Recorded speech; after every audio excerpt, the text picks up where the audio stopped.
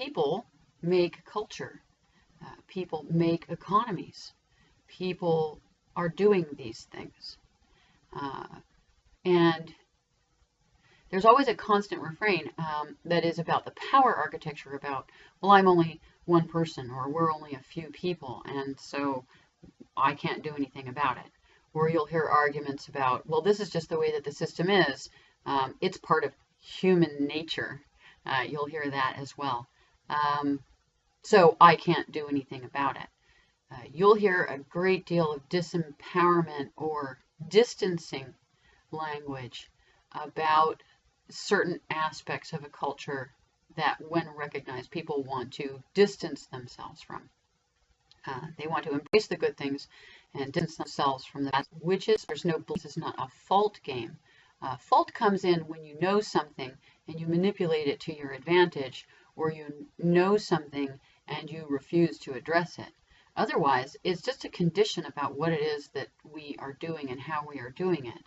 And we'll talk about a lot of blame and disingenuous behavior and repercussions of that, because there's a lot to be said about positions of privilege and perpetuating positions of privilege at a dire cost to those on whom your privilege is resting.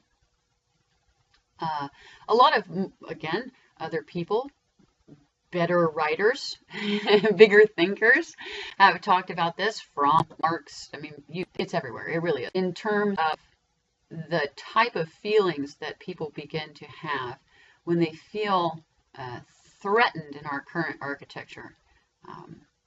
This idea of being emasculated when people take your job away from you because you can't provide for your family is not an unknown feeling in terms of talking about things that are in the male gender that men often feel. They feel emasculated when they lose their job. And if you do the I'm flying to 35,000 feet thing and go, well, here's an interesting question. Why do you feel so closely to job provider and as your role in terms of your masculine identity? It's a very interesting question. So wage slave architecture is when basically your entire being can be put into some sort of economic context in terms of worth. And the reason why it's important in the context of invisibility and anonymity is because, as I said yesterday, invisibility is something that happens when you put things further away from you. And anonymity happens when people don't know who you are. And they're very different. Now, when you are made invisible, no one makes themselves invisible. People can make themselves honest to a certain degree, and that's a very large generalization, but I'm going to put it out there.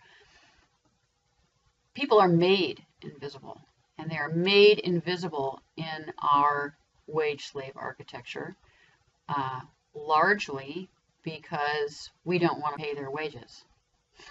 And the people whose wages we don't want to pay are tied up in a gender definition associated with femaleness.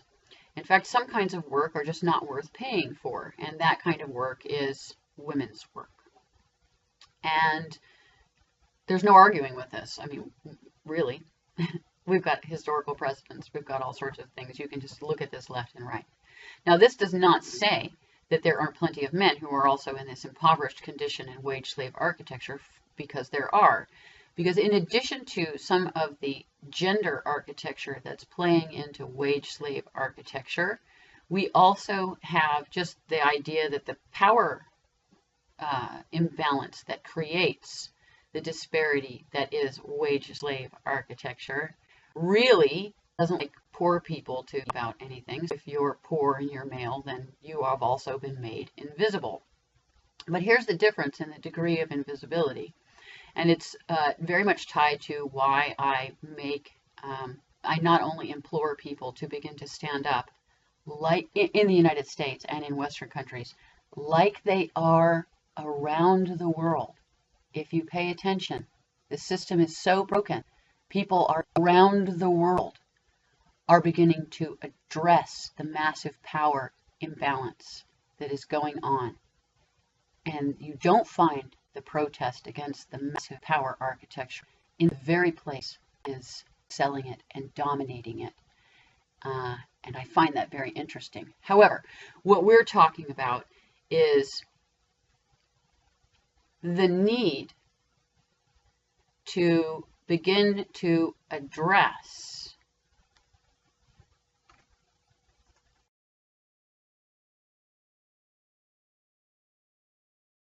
what I was talking about is the degree of invisibility between men and women in terms of the defined gender roles and the overall architecture, and how that system is neither naturally occurring human just the way that it is, nor is it something that we can't do anything about. The difference is this. Women as a class, since we were talking about scale and generalization and extrapolation, etc., women as a class have been fighting as a whole to make changes in societal conditions for some time. And the things that they are largely fighting for are to, A, stop making me and my contributions invisible. B, please stop saying it's natural for you, men, to create a definition for all of us, women, and calling that normative. And C, you need to stop defining what my role is. Me define my role, particular, me have control over my reproductive capacity, because that is unique to my physiology. And not only are they fighting about those things, but largely those are the things that women as a class have been fighting for. And one of the reasons why I use language like normal men need to stand up and a class of men to not be treated in this manner. And here's what the problem is that the larger refrain that we've already heard in the interpersonal scale about I can't be identified with this class of people because I'm not like the people in this class in this way. If you scale that up, part of the problem is that I'm asking men as a whole to convince them, the larger class of men, to stop with a larger portion of the power architecture. Meaning, hey, you guys up at the top, and yes, it's largely men, and like almost predominantly, and it is creating masculinity domination in that way, and there's no arguing with that. Despite the fact that some men are not like that, they are participatory in these structures that are by definition male and dominated by male figures. Hey, we don't like this power architecture and you need to stop. We need to stop. And that becomes this internal conflict thing in the nature of male, and it sweeps up a whole bunch of other things. And we see this largely expressed externally in the nature of war. And we'll talk about that a lot. But one of the next things that I want to talk about in terms of masculinity, the male definitional model, war and aggression, is also to get back to this idea of how you compare and conflate and bring in gender.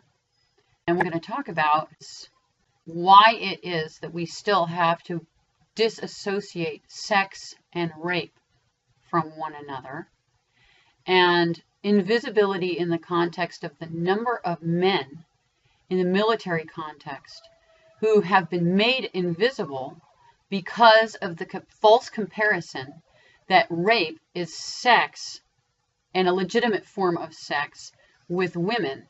Therefore, men who have been raped don't exist, or if they do, we bring in another gender texture they're a bunch of fucking pussy fags. And you can begin to unwrap. So incredibly unfair and cruel to make anyone invisible in this way. But this is a very tangled situation. And in the military context, it will shed some light on the gender dynamic and the power role of the masculine onto the larger cultural set and what the current definition of what it means to be a man is doing in terms of economy and culture on a global scale, especially with technological inputs. It's very interesting.